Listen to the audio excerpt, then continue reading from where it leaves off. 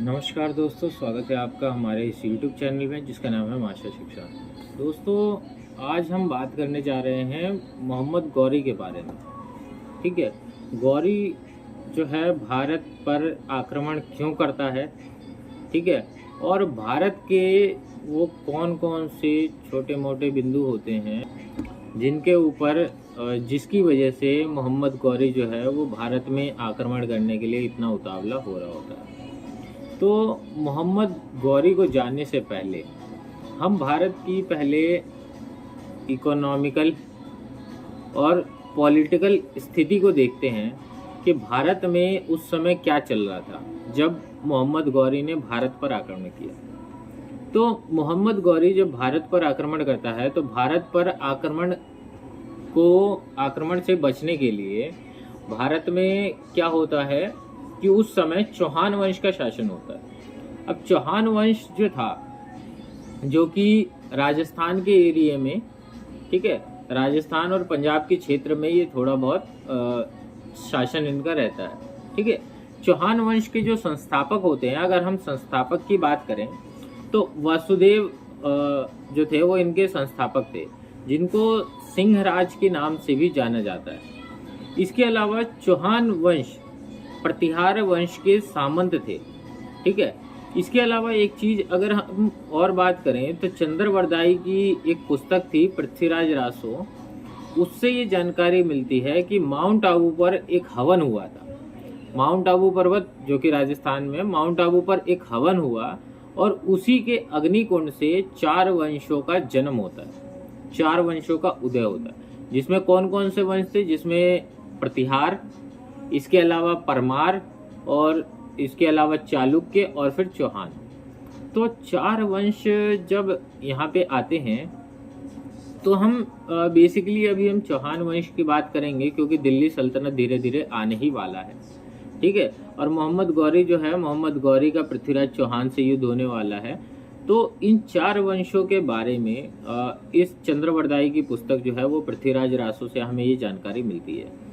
इसके अलावा जब पृथ्वीराज चौहान के बारे में देखें तो इनके संस्थापक वासुदेव, जिनको सिंहराज के नाम से जाना जाता है, और चौहान वंश जो थे वो प्रतिहार वंश के सामंत थे। अजमेर के पास से इन्होंने शुरुआत करी, अजमेर जो कि राजस्थान में है, वहां से इन्होंने शुरुआत करी, और शुरुआत करने के बाद में धीरे धीरे अपने क्षेत्र को बढ़ाते चले गए और राजस्थान तथा पंजाब के कुछ क्षेत्र तक इनका जो है एरिया जो है वो चला गया। इसके अलावा सबसे योग्य शासक जो हुए चौहान वंश में वो थे अरुणोराज। ठीक है, इनके दरबार में किनके दरबार में? विग्रह राज फोर्थ यानी चतुर्थ के दरबार में एक संस्कृत के बहुत बड़े विद्वान रहते थे जिनका नाम था विसल देव। ठीक है, तो विसल देव जो थे वो यहाँ पे रहते थे विग्रह राज चतुर्थ के दरबार में। अब इन्होंने जो विसल देव थे, इन्होंने एक पुस्तक लिखी है हरिकेली।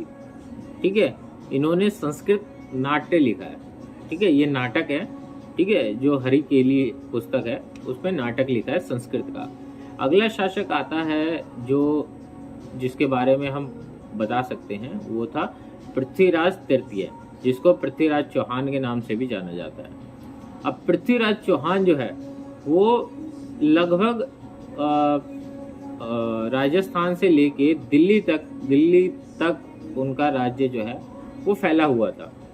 इसके अलावा कुछ हिस्सा जो था वो पंजाब वाले क्षेत्र में जा चुका था, यानी कुछ पंजाब के कुछ हिस्सों पर भी इनका शासन था। ठीक है, पृथ्वीराज चौहान ने जयचंद के साथ मिलकर तराइन का प्रथम युद्ध लड़ा। ठीक है, अब तराइन का प्रथम युद्ध क्यों और कैसे होता है, पहले हम इसके बारे में देखते हैं। तो तराइन का पहला युद्ध होने का बेसिकली कारण यही था कि मोहम्मद गौरी का भारत पर आक्रमण। अब मोहम्मद गौरी जो है वो भारत पर आक्रमण क्यों करता है, इसके बारे में जरा हम देखें तो मोहम्मद गौरी एक तुर्की आक्रमणकारी था। ठीक है, जो कि गौर का रहने वाला था। इसका मूल नाम जो था मोइनुद्दीन मोहम्मद बिन शाम, जिसे शहाबुद्दीन के नाम से भी जाना जाता है। ठीक है, अब क्या होता है कि 1175 में इसने पहले मुल्तान पर आक्रमण किया, 1173 में पहले ये शासक बना, 1175 में इसने मुल्तान पर शासन किया, मुल्तान पर आक्रमण किया। फिर 3 साल बाद, ठीक है, 1178 में ये राजस्थान पर आक्रमण कर देता है। अब राजस्थान पर आक्रमण करता है तो भीम द्वितीय जो है वो इसे बुरी तरीके से पराजित कर देता है। अब हम बात करें कि 1178 ईस्वी में इसने जब राजस्थान पर आक्रमण किया तो राजस्थान पर भीम द्वितीय ने इसको बुरी तरीके से पराजित कर दिया। अब ये कुछ टाइम तक भारत में नहीं आया।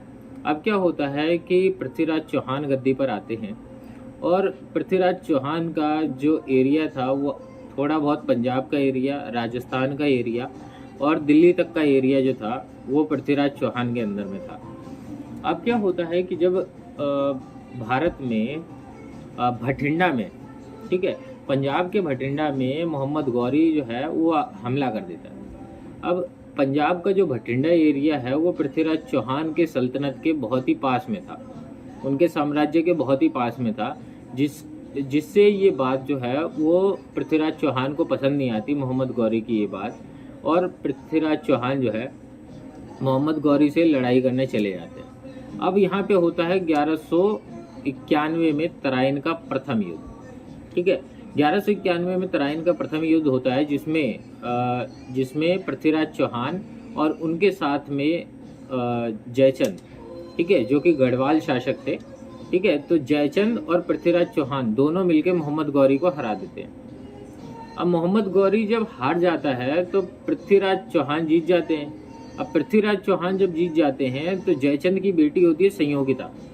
अब संयोगिता जो है वो पृथ्वीराज चौहान से इस बात के लिए प्रेम करने लगती है, ठीक है। अब जब पृथ्वीराज चौहान से प्रेम करने लगती है तो ये बात जो है जयचंद को पसंद नहीं आती। अब जयचंद को जब ये बात पसंद नहीं आती है तो जयचंद जो है वो पृथ्वीराज चौहान का अपमान करने की सोचता है। अब अपमान करने के लिए उसने संयोगिता का स्वयंवर रचा दिया। अब संयोगिता का जब स्वयंवर रचाया जयचंद ने, तो क्या हुआ कि पृथ्वीराज चौहान को दरबारी के रूप में उनका पुतला बना के खड़ा कर दिया और अपनी प्रेम वाली बात और साथ में जो पृथ्वीराज चौहान के अपमान करने के लिए जो मूर्ति बनाई गई थी, दरबारी के रूप में खड़ा किया गया था, ये बात संयोगिता ने पृथ्वीराज चौहान को बता दी। अब जब ये बात बता दी पृथ्वीराज चौहान को तो पृथ्वीराज चौहान आग बबूला हो गए और आग बबूला होने के बाद में वो आते हैं जयचंद के पास में, जहाँ पे संयोगिता का स्वयंवर हो रहा था, और संयोगिता जो है वो पृथ्वीराज चौहान की मूर्ति को वरमाला पहना देती है। अब पृथ्वीराज चौहान की मूर्ति को जब वो वरमाला पहना देती है तो ये बात भी पृथ्वीराज चौहान को पता चल जाती है, ठीक है, कि संयोगिता जो है वो मुझसे प्रेम करती है।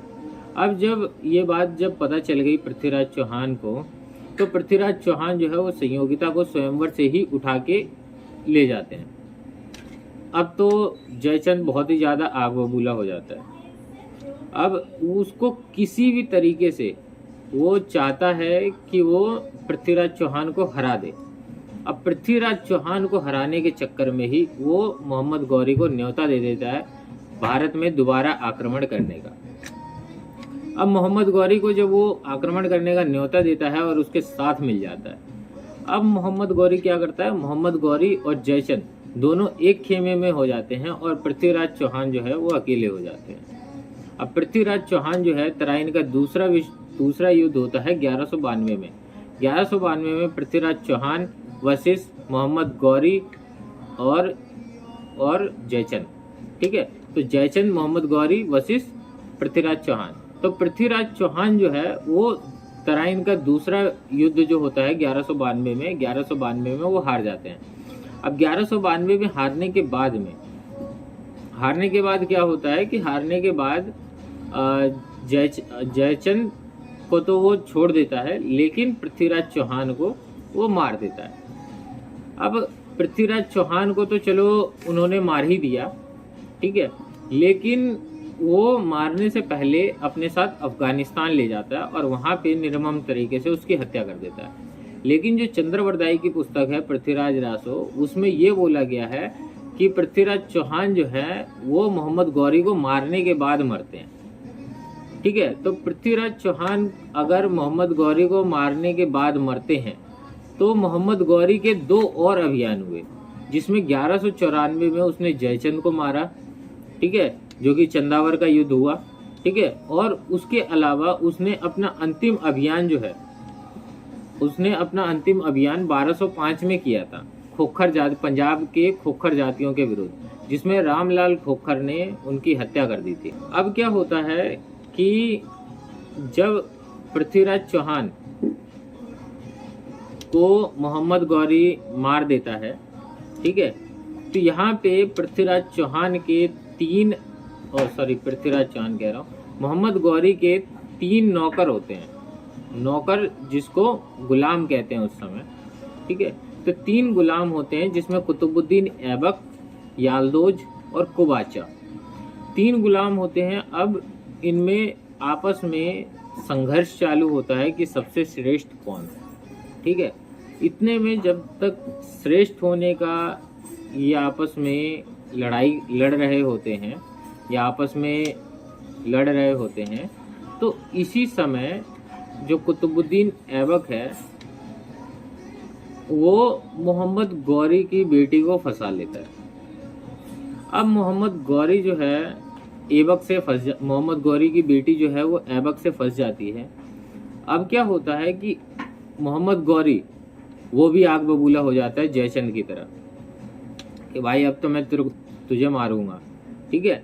लेकिन मोहम्मद गौरी की बेटी जो है वो पृथ्वीराज चौहान और संयोगिता वाली कहानी जो है वो मोहम्मद गौरी को बताती है कि आप वही चीज़ जो है वो दोबारा रिपीट कर रहे हैं, तो इस वजह से आप जो है ये चीज़ ना करिए, वरना जिस तरीके से पृथ्वीराज चौहान मारा गया उसी तरीके से आप भी मारे जा सकते हैं।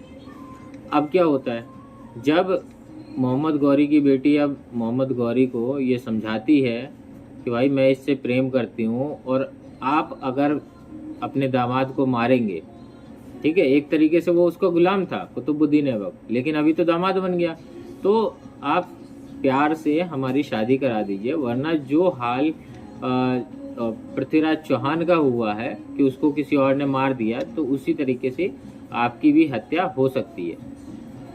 अब जब गौरी की बेटी ने ये समझा दिया तो मोहम्मद गौरी ने कुतुबुद्दीन ऐबक और उस अपनी बेटी से उसने शादी करा दी। अब क्या हुआ कि पहले ये गुलाम था, लेकिन अब दामाद बना लिया। दामाद बनाने के बाद वो वैसे भारत में रहना नहीं चाहता था, लेकिन उसने क्या किया कि उसने जो दिल्ली का इलाका है और अफ़गानिस्तान और पाकिस्तान का जो इलाका है वो कुतुबुद्दीन ऐबक को दे दिया कि आप वहाँ पे शासन करिए। अब क्या होता है कि कुतुबुद्दीन ऐबक जो है वो एक तरीके से पैरेलल में शासन कर रहा है और मोहम्मद गौरी अलग अभियान कर रहा है। तो मोहम्मद गौरी के जो बेसिकली जो हमने 3 अभियान पढ़े, ठीक है, जिसके अंदर 1191, ठीक है, जिसमें पृथ्वीराज चौहान और मोहम्मद गौरी के बीच में तराइन का पहला युद्ध होता है। दूसरा युद्ध मोहम्मद गौरी और पृथ्वीराज चौहान के बीच ही होता है, तराइन का दूसरा युद्ध, जो कि 1192 में, जिसमें पृथ्वीराज चौहान हार जाते हैं और मोहम्मद गौरी जीत जाता है, ठीक है। उसकी हत्या कर दी जाती है पृथ्वीराज चौहान की, और बाद में 1194 में चंदावर का युद्ध होता है, जिसमें गढ़वाल शासक जयचंद की भी हत्या कर दी जाती है और उसकी बेटी संयोगिता भी मारी जाती है। अब संयोगिता भी मर गई, जयचंद भी मर गया, और साथ में मोहम्मद गौरी जो है अब पंजाब, ठीक है, और राजस्थान तथा जो हमारे नॉर्थ इंडिया के जो क्षेत्र हैं उस पे वो शासन करना चालू कर देता है। लेकिन वो शासन के उद्देश्य से बिल्कुल भारत में नहीं आया था, वो सिर्फ इस उद्देश्य से आया था कि भारत को केवल लूटना है, ठीक है। भारत में 3 आक्रमणकारी हुए, जिसमें मोहम्मद बिन कासिम, मोहम्मद गौरी, ठीक है, और महमूद गजनवी। इनका मुख्य उद्देश्य भारत में बसना नहीं था, इनका मुख्य उद्देश्य भारत में आक्रमण करके भारत के खजाने को लूटना था, ठीक है। लेकिन जब कुतुबुद्दीन ऐबक मोहम्मद गौरी की बेटी से शादी कर लेता है, विवाह कर लेता है और उसका दामाद बन जाता है, तो मोहम्मद गौरी जो है अपना कुछ हिस्सा जो है वो कुतुबुद्दीन ऐबक को दे देता है। अब कुतुबुद्दीन ऐबक को जब कुछ हिस्सा दे देता है तो वहाँ से दिल्ली सल्तनत की नींव पड़ती है और हमारा मध्यकालीन भारत की शुरुआत होती है, ठीक है, 1207 से, ठीक है। इसके अलावा अगर हम थोड़ी बहुत चीज़ें अगर हम देखें, ठीक है, 1197 में उसने बिहार पर कब्जा किया, ठीक है। इसके अलावा 1199 में वो बंगाल पर कब्जा कर लेता है, ठीक है।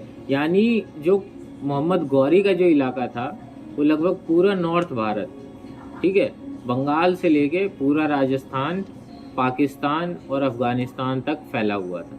तो इसमें से दिल्ली सल्तनत वाली जो हिस्सा था वो कुतुबुद्दीन ऐबक के खेमे में जाता है और जो है मोहम्मद गौरी जो है 1206 में रामलाल खोखर द्वारा मारा जाता है। अब जो उसका उत्तराधिकारी था वो उसका दामाद बनता है जो कि कुतुबुद्दीन ऐबक होता है और यहाँ से गुलाम वंश की नींव पड़ती है और दिल्ली में दिल्ली सल्तनत की भी नींव जो है वो कुतुबुद्दीन ऐबक द्वारा करी जाती है। तो इसकी जो वीडियो है वो हम नेक्स्ट वीडियो में देखेंगे कि कुतुबुद्दीन ऐबक जो है वो शासन करता है और गुलाम वंश को गुलाम वंश क्यों कहा जाता है इसके बारे में भी हम डिटेल से चर्चा करेंगे। इसके साथ में गुलाम वंश में कौन कौन से प्रमुख राजा हुए जिन्होंने भारत में कुछ अच्छे काम किए, कुछ खराब काम किए, उसके बारे में हम डिटेल से नेक्स्ट वीडियो में देखेंगे। तो जब तक के लिए धन्यवाद, बाय बाय।